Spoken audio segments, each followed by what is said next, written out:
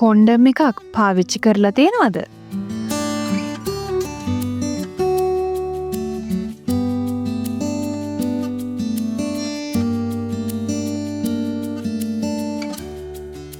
එයාර උදේට ගන්න පෙත්ත ගත්තද?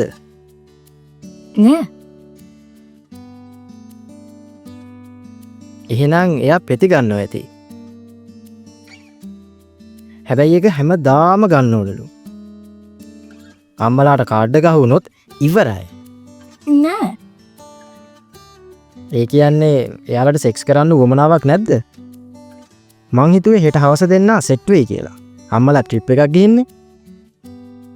එයා කොන්ඩම් එකක් ගත්තා. මේ මටත් එකක් දුන්න සෙල්ලම් කරන්න. මේ කොන්ඩම් එක මං අහලා තියෙනවා ඒව දාලා හරියන්නේ නැහැ කියලා. ඔයා පාවිච්චි කරලා තියෙනවද? බුදු අම්මෝ නෑ. මං පොඩි වැඩි සෙක්ස් කරන්න.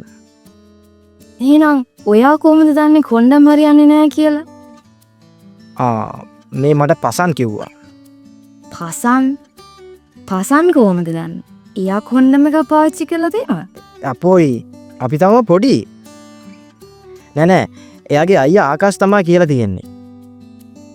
මන් නගති කියෙව්වා කොන්ඩම් එක පාවිච්චි කරොත් ගැප් ගැනීමක් විතරක් නෙවෙයි HIV ගොනෝරියා වගේ ලිංගිකව සම්ප්‍රේෂණය වෙන ආසාදන වලිනුත් ආරක්ෂා වෙන්න පුළුවන් කියලා.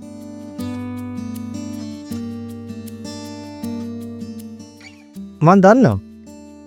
A ලිංගික හැසිරීමෙන් වැළකී සිටීම, B විශ්වාසනීය කෙනෙක් සමග පමණක් සෙක්ස් කිරීම, C කොන්ඩම් භාවිතය.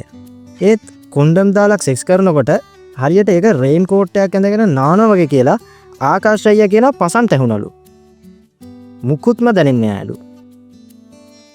අපිට ඒකද පන්තියේදී කියලා දුන්නේ? නෑ. ඒක තමයි. ආකාශ අයියටත් මාලිනී ටීචර් වගේ කෙනෙක් හම්බෙලා නෑනේ. අපිට දැනෙන්නේ මෙතනින්. සෙක්ස් කරන එකේ සතුට අපිට දැනෙන්නේ මොලේට. මුළු ඇඟටම තෘප්තිය දැනෙනවා. ඒ ඔක්කොම දැනෙන්නේ මෙතනින්.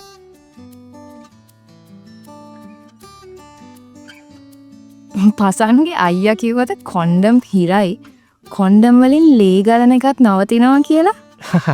ඔව්. පසන්ද ඔයාට කිව්වේ?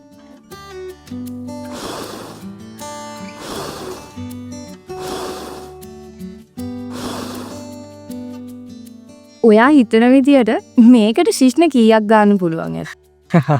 20ක්. ඔන්න අල්ලන්න.